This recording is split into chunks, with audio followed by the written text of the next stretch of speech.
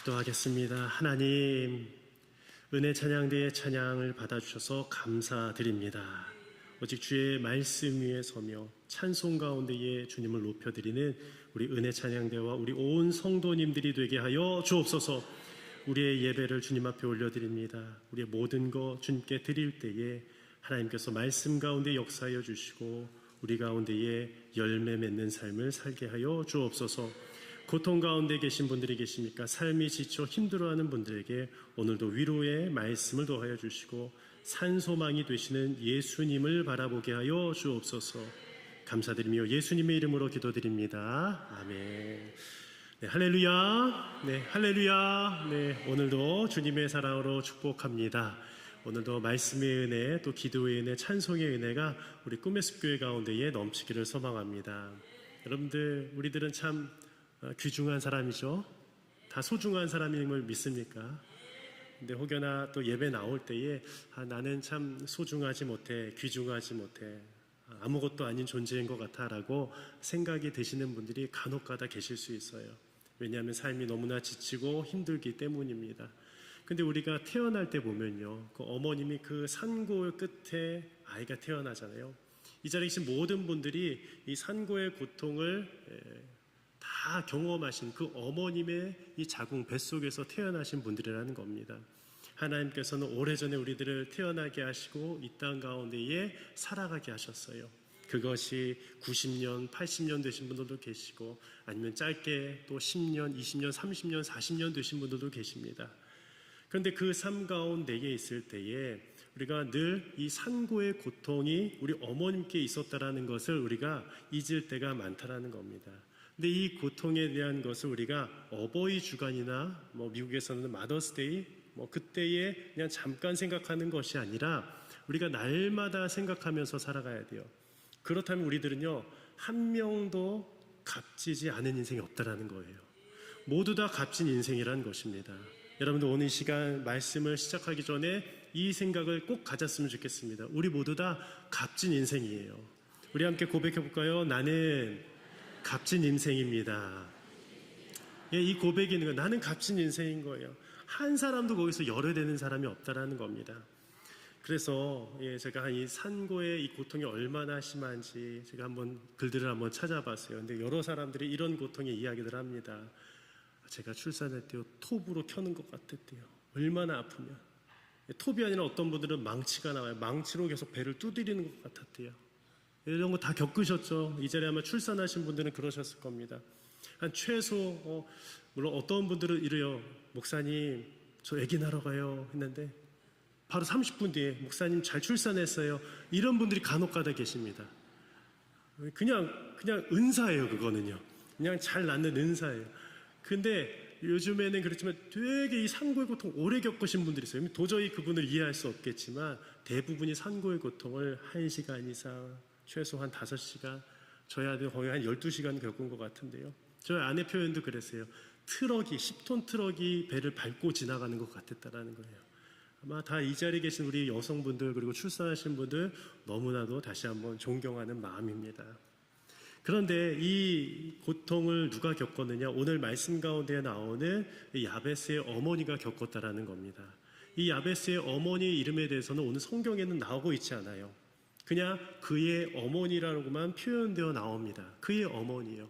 왜 그녀의 이름이 나오지 않았을까? 우리가 알 수는 없잖아요. 그런데 이 당시에 그의 어머니가 얼마나 큰 고통을 받았는지는 알 수 있습니다. 오늘 그 야베스의 이름이 무슨 뜻이냐? 고통이란 뜻이에요. 고통.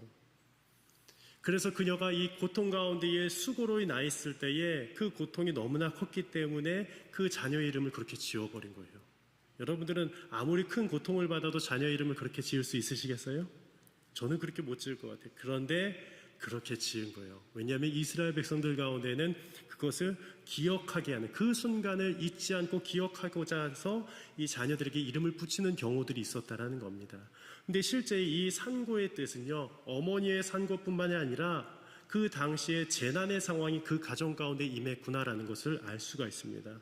왜냐하면 이 단어가 어디에도 쓰이냐면요, 나라가 국가적으로 재난의 상황에 임했거나 아니면 한 가문이 몰락했을 때에 쓰였다라는 것이에요. 오늘 보시면 그의 어머니란 표현은 나왔지만 아버지는 나왔어요? 안 나왔어요?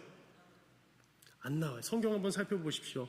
보통 이 역대상 말씀은 이제 아버지의 족보입니다. 대부분 남자들의 이름이 나옵니다. 근데 남자 이름이 빠졌어요. 야베스란 이름만 나왔어요. 그리고 그의 어머니의 이름도 나오지 않지만 그의 어머니를 오히려 부각시키고 있다는 거예요. 그래서 많은 학자들은 또 이렇게도 해석을 합니다. 당시에 아버지가 없었을 것이다라는 것이에요. 당시에 아버지가 전쟁에 나서 죽었거나 아니면 그냥 집에서 도망쳤거나 어머니 혼자 그 산고의 고통을 겪었다라는 것이에요. 그래서 야베스라고 지었다라는 것이에요. 그리고 이 어머니에 대해서는요 더 나오지 않았지만 우리가 한번 이것도 한번 영적인 상상력인데요. 우리가 창세기 35장 말씀에 보면은 이 야곱의 이 아내 라헬이 나오는데 이 라헬도 마지막 막내 이 베냐민을 낳을 때 어떻게 했어요? 뭐라고 외쳤어요? 베노니라고 했어요. 베노니. 베노니가 뭡니까? 그가 마지막 불렀던 아픔이었어요. 근데 그 외침을 하고 나서 그녀는 세상을 떠나버렸습니다. 즉 그러니까 오늘도 이 야베스의 어머니도요. 그 고통 가운데 머물러서 세상을 떠났을 수도 있다는 여러 가지 또 학설들도 하나로 또 받아들이고 있습니다. 그런데 이것은 당연히 추측일 뿐이에요. 그만큼 어려운 상황에 있었던 가정이 야베스의 가정이었다는 것이에요. 그래서 오늘 이 말씀 가운데에 오늘 하나님께서 그를 어떻게 구원해 주셨고 다시금 그 고통이라는 이름에서 벗어나 존귀한 자로 살아가게 하셨는지에 대해서 오늘 말씀을 통해 좀 살펴보기를 원하는데요. 우리 첫 번째, 야베스는 고통을 넘어서 하나님의 귀중한 자로 살아갔습니다라는 것이에요. 여러분들 이 야베스의 이름 아까 말씀드린 것처럼 뭐라고요? 네, 한번 보여주십시오. 뭐라고요? 고통입니다. 한번 제가 이 말씀을 묵상하면서 한번 저에게 한번 대입을 해봤어요. 만약에 제 이름이 이승찬 목사인데 저희 어머님이 저를 고통이라고 지은 거예요. 이고통 목사. 야, 마음이 어려울 것 같은 거예요. 어릴 적부터 딱 태어났는데 깐난애기인데 그냥 동네에서 고통아 일로 와봐라 고통아 싫을 것 같은 거예요. 그런데 또 학교 가는데 막 선생님이 그래요. 고통아 일로 와봐. 반장은 이상하게 안 시킬 것 같은 거예요. 회사에 갔는데도 고통씨 일로 와보세요. 복사 좀 해오세요. 고통씨. 너무 듣기 싫을 것 같아요. 고통이란 말이. 왜 고통이란 말 자체가 싫은 거예요. 고통만이겠습니까? 별로 좋지 않은 얘기들 있잖아요. 단어들 있잖아요. 그래서 우리 대한민국에서도 내 이름이 싫어가지고 개명하는 분들이 많이 계시는데 개명했을 것 같습니다. 내 이름을요. 좋은 이름으로요. 그런데 오늘 이 이름 가운데에 어떻게 됩니까? 하나님은 그의 이름을 귀중한 자, 존귀한 자로 바꿔주셨다라는 것이에요. 오늘 말씀 가운데 이렇게 기록되어 있습니다. 야베스는 그의 형제보다 귀중한 자라라는 것이에요. 킹 제임스 버전은 이렇게 나옵니다. More honorable than his brothers. 뭐냐? 그의 형제들보다 honorable, 이 귀중한 자가 개역 한글에서는 이 존귀한 자라고 표현되어 있어요. 존귀하다, 귀하다라는 것, 중요한 사람이 되었다라는 것이에요. 어떻게 고통이 중요한 사람이 될 수 있겠습니까? 인생에 완전한 역전이 일어나게 된 것이었어요. 그 방법에 대해서 우리 두 번째로 하나님은 어떻게 하셨냐? 야베스에게 즉 더 넓은 내일을 꿈꾸게 하시고 기도하게 하셨다라는 것이에요. 더 넓은 내일을 꿈꾸게 하셨다라는 겁니다. 오늘 10절 말씀이었는데요. 우리 10절 말씀도 함께 읽어보겠습니다. 시작. 야베스가 이스라엘 하나님께 아뢰어 이르되 주께서 내게 복을 주시려거든 나의 지역을 넓히시고. 오늘 이 말씀 가운데 보면 야베스가 이스라엘 하나님께 아뢰었다라는 것이요. 아뢰어 이르되 기도했다라는 것입니다. 무엇이라고 먼저 첫 구절이 되어 있어요? 주께서 내게 복을 주시려거든. 근데 우리가 성경을 오래 읽었던 분들은 좀 와닿지 않아요. 예전 기억 한글 성경에는 이렇게 나와 있습니다. 원컨대 주께서 내게 복의 복을 더하사라고 되어 있어요.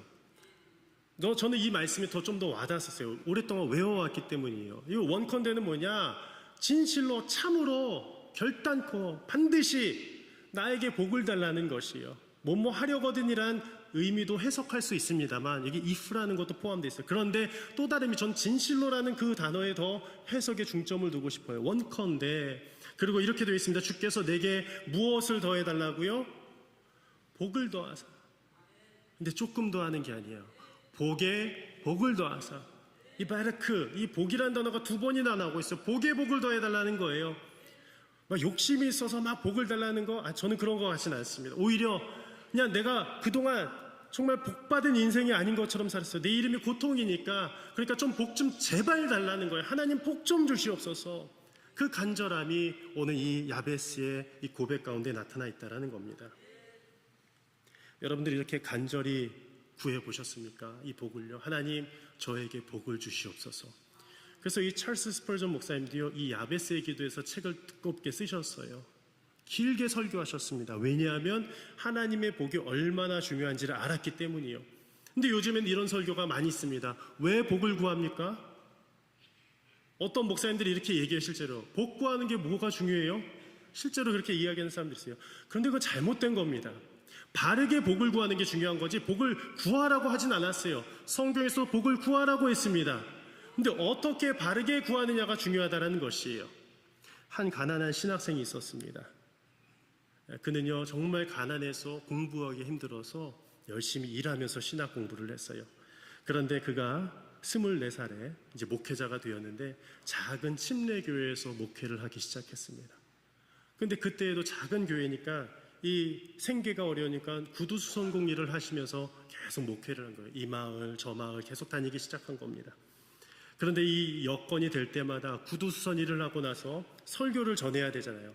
더 잘 전해야 되니까 공부를 했어요. 시간을 아껴가며 라틴어, 헬라어, 히브리어 공부도 하고 또 화라너가 뭔지 아시죠? 네덜란드어, 불어, 프랑스어, 이탈리아어 등등 많은 공부를 하기 시작했어요. 왜 그랬느냐?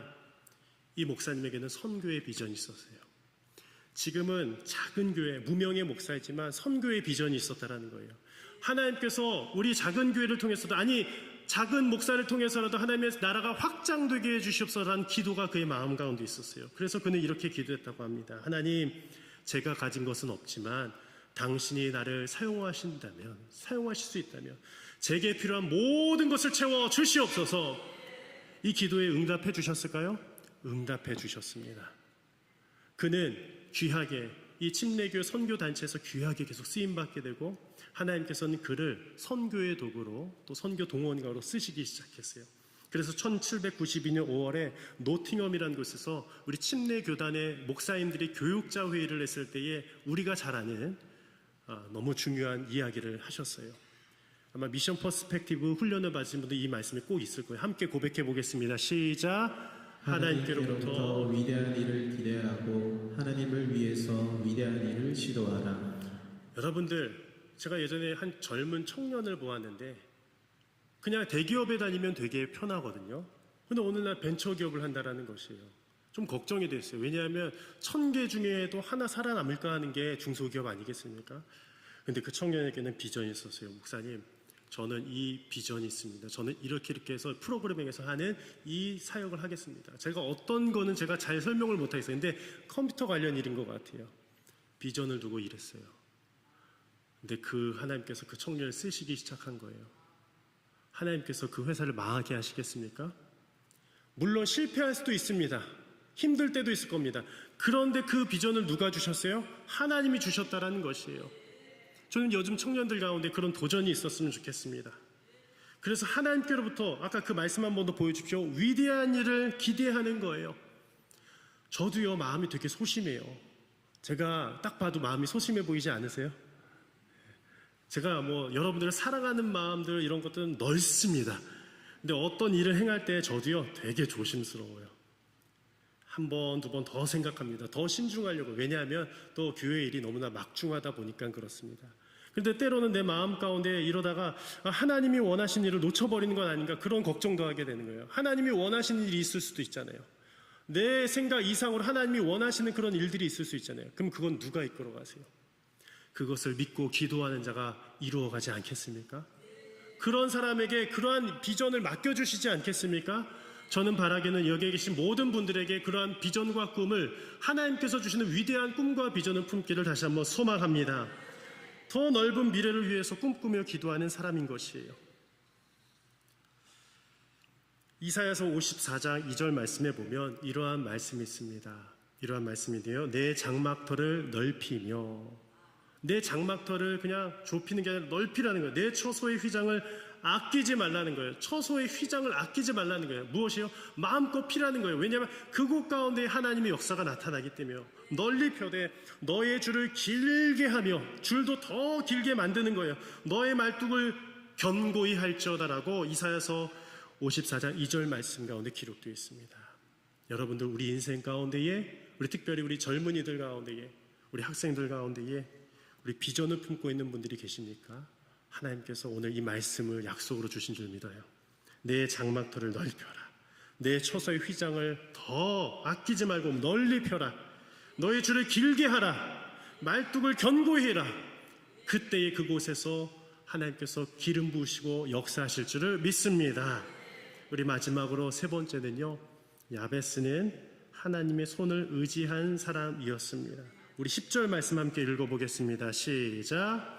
주의 손으로 나를 도우사 나로 환난을 벗어나 내게 근심이 없게 하옵소서 하였더니 하나님이 그가 구하는 것을 허락하셨더라.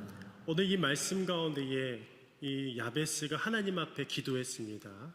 그리고 두 번째로 주의 손으로 나를 도와달라고 간구하고 있어요. 하나님의 손이 아니면 이 일을 완수할 수가 없는 거예요. 출애굽기 13장 3절에서도 여호와께서 강한 손으로 너희를 애굽에서 인도하여 내신 분이라 라고 기록하고 있습니다. 강한 손인 거예요. 그런데 이 말씀을 묵상하면서 저는 또 다른 이면의 깊은 뜻을 또 발견하게 되었습니다. 여러분들 주의 손이 도울 때에 하나님의 손이 도울 때에 우리들은 어떻게 해야 될까요? 그냥 저 골방에 앉아서 그냥 가만히만 있을 수 있겠죠. 아무것도 못하는 환경이 있을 수도 있습니다. 그런 상황에 놓인 사람들도 있어요. 그러면 강권적으로 하나님께서 거기서 끌어내 주셔서 내 마음 가운데 비전 가운데 걸어갈 수 있도록 하나님이 역사해 주셔야 돼요. 그렇죠. 그런데 기도는 했어요. 하나님께서 도우실 그 손을 의지했습니다. 그런데 최선을 다해서 우리 학생 가운데 공부를 안 해요. 그럼 하나님이 100점 주시겠습니까? 그거는 도둑놈인 거예요. 우리 학생들 가운데 청년들 가운데 열심히 취업 준비를 해야 돼요. 근데 취업 준비를 그냥 아무것도 안 하고 그냥 가만히만 있고 기도만 해요. 그건 하나님의 뜻이 아니라는 것이에요. 하나님께서는 하나님의 손을 언제 또 부어주시느냐? 최선을 다해서 내가 게임하고 싶어도 그 게임할 시간에 더 말씀 읽고 기도하고 그럴 때에 하나님이 부어주신다는 거예요. 이 창작의 비전도 주시고 이 사업의 비전도 주시고 꿈도 주실 줄 믿습니다. 우리가 여러 가지 것들 더 우리가 쉴 수 있습니다. 근데 우리가 쉼 가운데서도요, 우리 CEO들은요 계속 머리가 계속 돌아 쉬지 않고, 그래서 막 이 CEO들은 힘들다고요. 왜 그런지 아세요? 쉬는데도 계속 머리는 회사 생각하는 거예요. 잘 못 쉬는 거예요. 그래서 그 CEO분들이 상담받는 단체가 있습니다. 뭐냐면은 내 마음을 코칭으로 받고 싶은 거예요. 코칭 받아서 내 마음이 좀 쉼을 쉬고 싶다라는 거예요. 근데 그런 분들도 쉼이 필요합니다. 우리 CEO분들도 교회 나와서 위로를 받아야 됩니다. 그런데 정반대의 사람이 있을 수 있다는 거예요. 우리 학생들 가운데 특히 우리들은 이것을 알아야 됩니다. 오늘 말씀 이 영상으로 혹시나 듣는 우리 자녀손들이 있을 수 있는데 우두커니 그냥 가만히만 있는 거예요. 그것은 아니라는 것이에요. 7대째 이 고개 줄타기 고개사가 있습니다. 닉 왈렌다라는 사람입니다. 영상을 찾아보면 딱 나올 거예요. 닉 왈렌다. 너무 유명한 분이거든요. 나야가라 폭포를요 2012년도에 6월에 그 먼 거리를 긴 장대를 들고 건너는 장면이 있었어요. 그때 미국인들의 수천만 명이 그 장면을 동시에 시청을 했습니다. 근데 이 크리스찬인데요, 크리스찬 투데이에서 그에 대해서 인터뷰를 했는데 어떻게 하면 그 실패와 두려움을 이겨냈습니까? 라는 질문에 그가 이렇게 대답했다라고 합니다. 저는 꿈을 쫓는 것과 항상 긍정적인 것에 집중하는 삶을 믿습니다라는 거예요. 부정적이지 않았어요. 무조건 안 돼, 무조건 안 돼가 아니라 하나님의 꿈을 쫓아 살아갔다라는 것이요. 그리고 이렇게 고백합니다. 제 삶에서 믿음은 정말 중요한 역할을 하며 지금 이 자리에 있게 된 것에 대해 매우 감사하고 있어요 라고 고백했어요. 여러분들 감사하세요? 정말 감사하세요? 정말 이 자리에서 함께 예배드린 거 감사하세요? 근데 이 고백을 제가 영상에서 봤어요. 이번에는 딸과 함께 걷는 거예요. 이 닉 왈렌다가 이 반대편에 있고요, 딸은 저기 멀리 있습니다. 서로 마주보면서 걸어오는 겁니다. 근데 막 격려하는 거예요. 딸에게 잘하고 있어. 왜냐면 딸이요 몇 번 추락했거든요. 물론 안전장치가 있어서 살아나긴 했지만 그 두려움이 얼마나 공포심이 한 번 떨어져 본 사람은 알기 때문에 전문가도 떨리는 거예요. 근데 아빠가 저 멀리서 얘기하는 거예요. 잘하고 있어. 그러면서 말을 한마디를 더 붙입니다. Thank you God. 하나님 감사합니다. 하나님 감사합니다. 제 딸이 막 걸어오고 있습니다. 그 고백을 하고 있는 거예요. 너무 단순한 것처럼 보이지만 우리가 꿈을 꿀 때에, 비전을 꿀 때에 이 고백이 필요한 거예요. 하나님 감사합니다. 우리 한번 외쳐볼까요? 하나님 감사합니다. 제가 평소보다 톤을 더 높인 것 같아요. 하나님 감사합니다 이게 아니에요. 하나님 감사합니다. 진짜 내가 지금 이 순간 살아갈 수 있고 이 줄을 걸어갈 수 있음에 감사를 드립니다. 근데 많은 사람들이 또 이렇게 비난을 했습니다. 하나님을 시험하는 거 아니냐, 믿음을 가지고 너가 달란트 가지고 있다면서 시험하는 것 아니냐. 그때 이런 고백을 했습니다. 저는 하나님께서 저에게 줄 위를 걷는 특별한 능력을 주셨다고 믿습니다. 하지만 그 능력을 제대로 사용하려면 훈련은 누구의 몫이라고요? 제 몫인 거예요. 설교도 훈련하지 않으면 안 되고, 기도도 훈련하지 않으면 안 되고, 신앙생활도 훈련하지 않으면 안 되고, 말씀 읽는 것도 필사도 계속 그것이 훈련인 거예요. 훈련하지 않으면 하나님은 역사하지 않는 거예요. 저는 오늘 닉 왈렌다는 그 영적인 경험을 했다라고 생각해요. 닉 왈렌다 뿐만이 아닙니다. 야베스도 하나님의 능력을 경험했습니다. 무엇보다 어떤 훈련이요? 기도의 훈련이었어요. 우리 아까 말씀 10절 다시 한번 보여주실까요? 우리 함께 읽어보겠습니다. 10절 처음부터입니다. 함께 고백합니다. 주의 손으로 나를 도우사 나로 환난을 벗어나 내게 근심이 없게 하옵소서 하였더니 하나님이 그가 구하는 것을 허락하셨더라. 주의 손으로 나를 도와주십시오. 기도 가운데 나갔어요. 환난을 벗어나게 하여 주시옵소서. 기도하였어요. 내게 근심이 없게 하옵소서라고 기도하였어요. 그런데 어떻게 되었다라고요? 하나님이 그가 구하는 것을 어떻게 하셨더라? 말씀 한번 다시 한번 띄워주세요. 허락하셨더라. 여러분들, 하나님의 허락은 언제 떨어집니까? 하나님의 응답이 떨어질 때 허락되는 거예요. 여러분들이 회사를 운영하다가 이 고비에 다다를 수 있습니다. 그때 언제 하나님이 그 물꼬를 터주십니까? 허락해 주시면, 하나님이 막아주시면 열리지 않는 거예요. 하나님 우리들의 자녀들 공부 열심히 하라고 하는데 그렇게 잔소리하는데 들어요? 안 들어요? 안 들어요. 근데 누가 만나주시면 하나님이 그의 기도에 응답해서 자녀의 마음 가운데 목적을 씌워 깨닫게 하시면 그는 얘기 안 해도 공부하기 시작해요. 그래서 허락하신 것을 이루신다라는 거예요. 그가 구하는 것을 허락하셨다는 것이에요. 오늘 말씀을 마무리하면서 우리 목회력도 보셨지만 교회학교 여름 행사들이 준비되고 있습니다. 제가 오늘 말씀을 하면서 우리 자녀손들을 축복하는 이 기도가 필요하겠다라는 말씀으로 이 말씀을 몇 주 전부터 준비했어요. 12일, 13일, 7월이죠. 영유아부 유치부 여름 성경학교가 있어요. 18일, 20일에 금요일에서 주일까지 유년부 여름 성경학교가 있어요. 금요일부터 또 주일 25일에서 27일까지 소년부 여름 성경학교가 있어요. 24일에서 26일까지 청소년부 또 여름 수련회가 있어요. 여러분들 여기에 아이들 보내시겠습니까? 안 보내시겠습니까? 꼭 보내주시기를 간곡히 부탁드립니다. 제가 부탁을 드렸어요. 근데 하나님은요, 보내라 말씀하실 수도 있어요. 왜냐하면 너희들의 자녀들이 영으로 살아나야 되잖아. 그런데 더 중요한 게 무엇이겠습니까? 오늘 이 야베스의 기도를 우리 자녀들에게 쏟아부어야 되는 거예요. 우리 교사들에게만 맡겨놓으면 안 되는 거예요. 우리 부모들이 자녀들 은혜 받으려면 어떻게 돼요? 먼저 기도해야 돼요. 집에서도 식사하기 전에 먼저 누가 기도한다? 아빠, 엄마가 기도한다. 가정예배 일주일에 꼭 한 번은 드려라. 우리가 쉐마 예배 때 간절히 약속하지 않았습니까? 그런데 여러분들 드리셨어요? 들으신 줄 믿습니다. 믿겠습니다. 들으시길 바랍니다. 왜냐하면 영적으로 변화가 일어나지 않으면 우리 인생은요 그냥 주일만 왔다가 갈 수 있는 거예요 또. 하지만 오늘 말씀 가운데 주님은 야베스를 통해서 그의 지경, 영적인 지경의 확장을 보여주셨습니다. 그리고 허락해 주셨습니다. 그래서 오늘 우리가 기억해야 할 것은 이것이에요. 우리 함께 마지막으로 고백해 볼까요? 시작.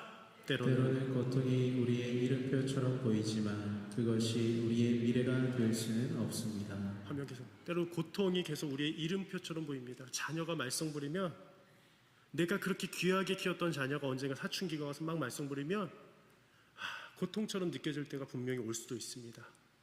그런데 그것이 여러분들의 미래가 아니에요. 여러분들의 미래는 야베스의 그 축복 기도에 있는 줄 믿습니다. 제가 한 문구를 만들어 봤어요. 어디에서도 찾아보지 않았습니다. 한번 따라해 보겠습니다. 기도를 아끼지 마십시오. 여러분들 기도를 아끼지 마십시오. 기도는 아끼는 게 아닙니다. 여러분들 수돗물은 아끼십시오. 가스도 아끼십시오. 빨리 불 끄십시오. 기도는 아끼면 뭐 되는지 아세요? 마지막으로 말씀드릴게요. 똥 됩니다. 진짜요. 기도는 아끼면 똥 돼요. 진짜요. 기도는 하라고 주신 거지, 기도 아끼다가 오늘은 딱 1분만 해야 돼, 그것도 소중합니다. 그런데 기도의 깊이를 더 파시길 바랍니다. 저 새벽마다 저 올 때마다 제가 설교할 땐 여기서 무릎 꿇고 기도해요. 아닐 때는 저 자리에 앉아서 새벽마다 기도합니다. 아닐 때는 또 집에서도 기도해요. 언제나 기도하는 거예요. 여러분들 말씀과 기도로 승리하시는 우리 꿈의 숲교회 온 성도님들이 되시기를 바랍니다.